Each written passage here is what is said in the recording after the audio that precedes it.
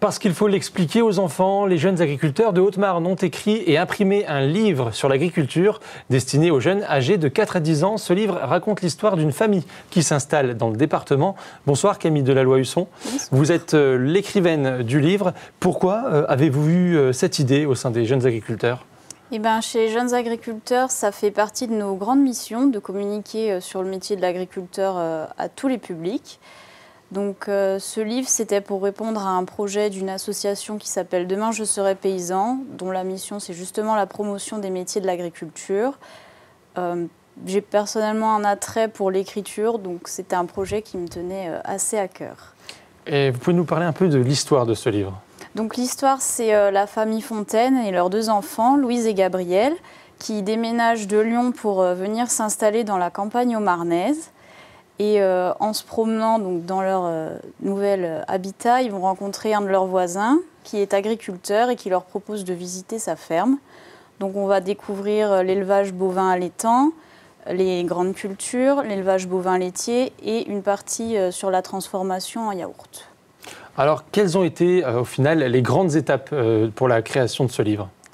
Donc les grandes étapes, c'est déjà l'écriture du livre, savoir ce qu'on va raconter dedans. Quelle filière on choisit, parce que là on en a présenté 3 mais il y en a beaucoup plus. Donc les 3 filières choisies, c'est celles qui sont importantes sur le département en Haute-Marne.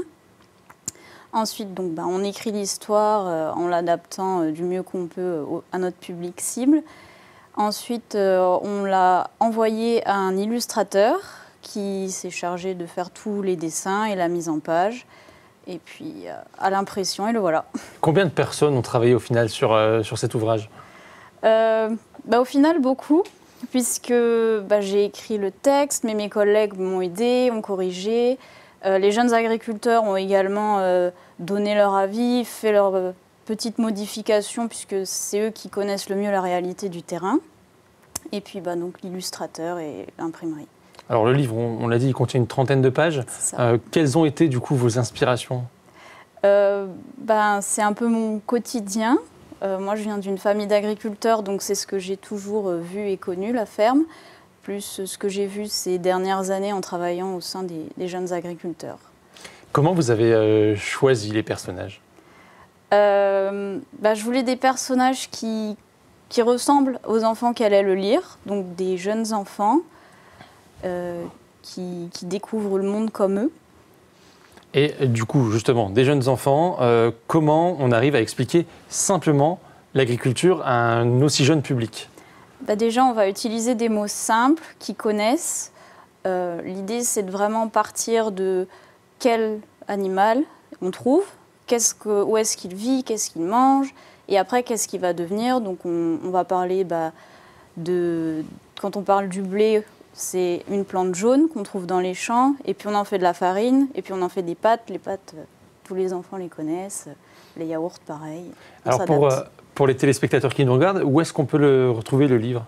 Donc pour l'instant, il est disponible sur notre site internet en commande, donc les jeunes agriculteurs de Haute-Marne, ou en nous contactant sur nos réseaux sociaux.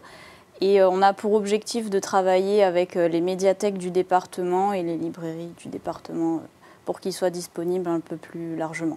Pour revenir un peu sur les jeunes agriculteurs, quels sont un peu les grands projets à venir pour les jeunes agriculteurs, justement ?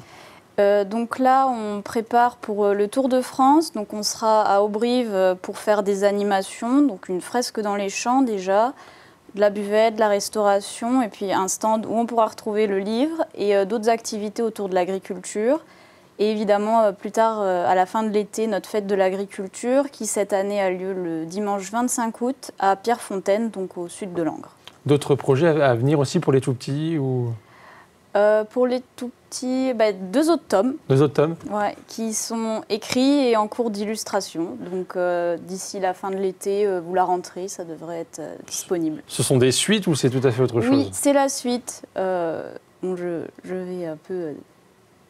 spoiler, le tome 2, les personnages rentreront à l'école et dans le tome 3, ils seront enfin agriculteurs. Voilà. Eh bien, très bien. Merci beaucoup d'être venu sur notre plateau ce soir nous parler de ce livre que les jeunes agriculteurs, du coup, ont fait paraître. Merci beaucoup d'être venu ce soir. Merci à vous.